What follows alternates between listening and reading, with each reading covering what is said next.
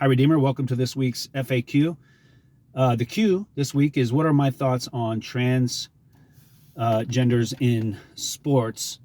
And so usually that issue is narrowed down to trans women in women's sports. So men, born males who identify now as a woman and want to compete against women in sports. Am I for or against that? Well, really briefly, I'm against that.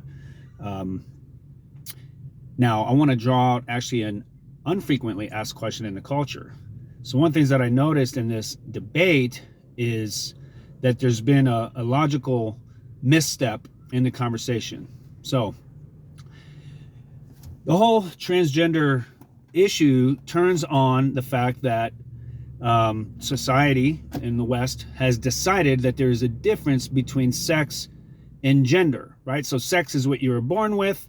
Male or female gender is what you has more to do with like a societal role, as a social construct. So what you might think of like a gender role, and they say those two things are disconnected, and so your gender has nothing to do with your sex.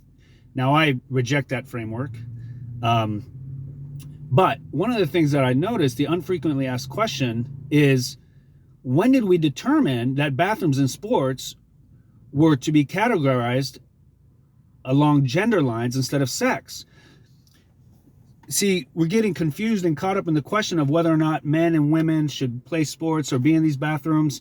And I just want to say, hey, for the sake of the argument, let me grant to you that men and women are gender roles and separate from sex. I don't believe that. But for the sake of the argument, even if I was to grant that to you, I would say the decision to categorize males and females separately when it came to sports and when it came to bathrooms had nothing to do with self-perception in society, but it was 100% to do with anatomy and sex.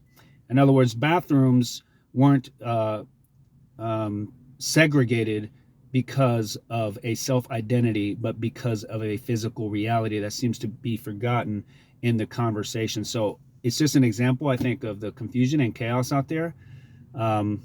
I guess if you want to identify differently and feel differently than what society or what your anatomy is telling you are, I understand that that can be a struggle, but I just don't see why we skipped the question of genetics and anatomy when it came to the bathroom. So instead of having men's and women bathrooms, we should have male and female bathrooms. And instead of having men's and women bathrooms, we should have male and female sports, and that, in my opinion, circumvents the issue. So there's my unfrequently asked question for the week. See ya.